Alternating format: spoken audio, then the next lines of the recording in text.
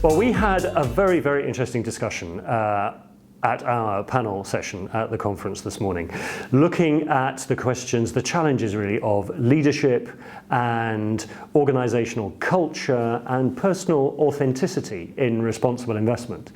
Because it's been very clear to me in my work that these are really, really important questions and challenges in the work that we're all trying to do in responsible investment.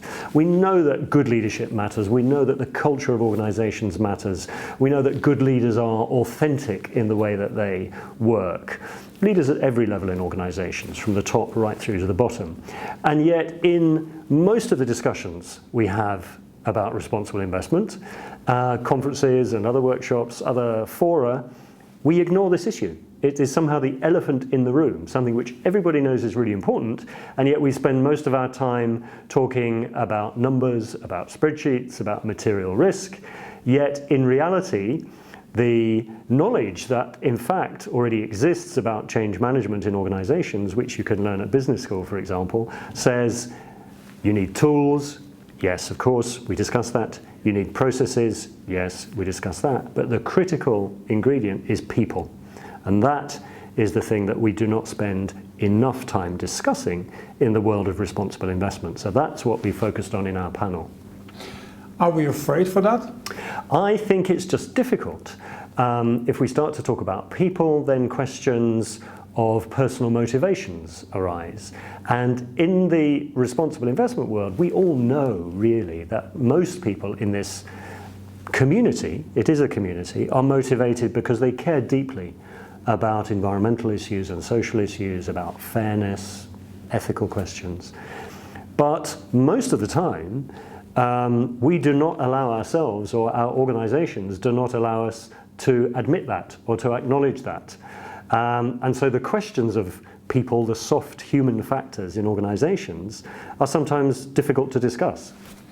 Do you think that's because organizations like companies, but also other organizations, are still a lot of things are top down? So when the chief officer doesn't want it, it's not going to happen. Yeah, clearly you need to have a leader at the top of the organization who really supports sustainability and responsible investment. And that has to be support not simply in the form of one or two speeches at a conference from time to time.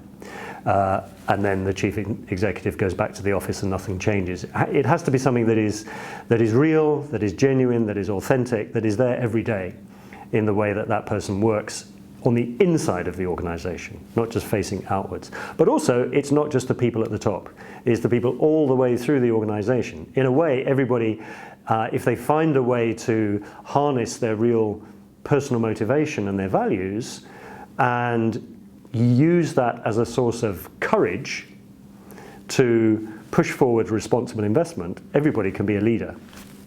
But do you think this will change, or it will change very slowly? I think it is starting to change already. I think there's a sense in the responsible investment world that we need to find a way to reconnect, not connect for the first time, but reconnect with some of these deep personal motivations in ourselves.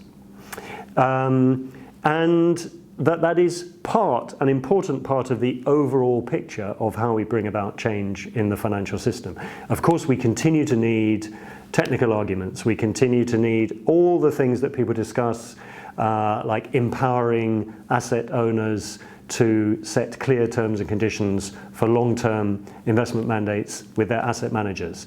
But all that, I think, will be made easier if we can recognize the importance of the human factors that underpin the behaviors and the actions that people take in organizations.